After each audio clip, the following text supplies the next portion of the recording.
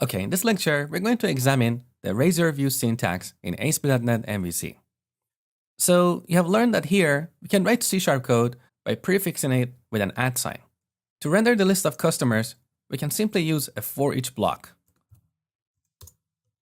So @ sign for each var customer in model.customers. We use a code block here. This is compulsory in ASP.NET MVC views, even if what you're going to put inside the for each block is only one line. Now here, inside this block, we can either continue writing C# code, like using an if statement, or we can write HTML. So the view engine in MVC called Razor View Engine knows how to parse this syntax. Let's say we want to display these customers using list items.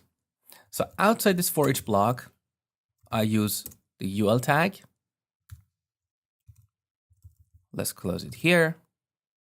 And inside the for each block, we use li. And here we switch back to C#. So @ sign customer.name.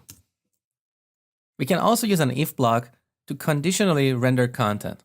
For example, if no one has rented this movie before, we want to display a custom message. So if model.customers.count is 0, code block. Here we can add a paragraph. No one has rented this movie before. Or if you don't want to use the p tag, you can simply use text. This is not part of the standard HTML, but it's something that the Razor View engine understands. So if no one has rented this movie, this if block will render our text without any markup around it.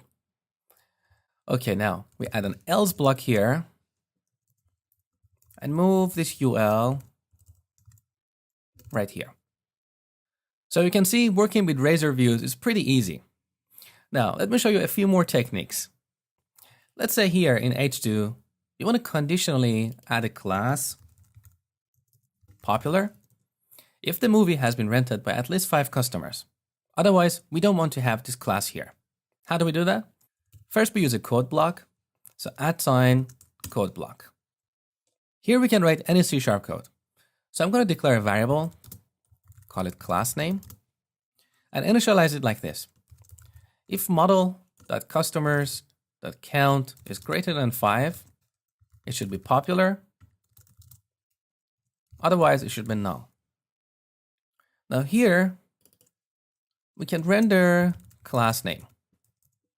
With this code, if class name is null, this class attribute will not be rendered in the final HTML.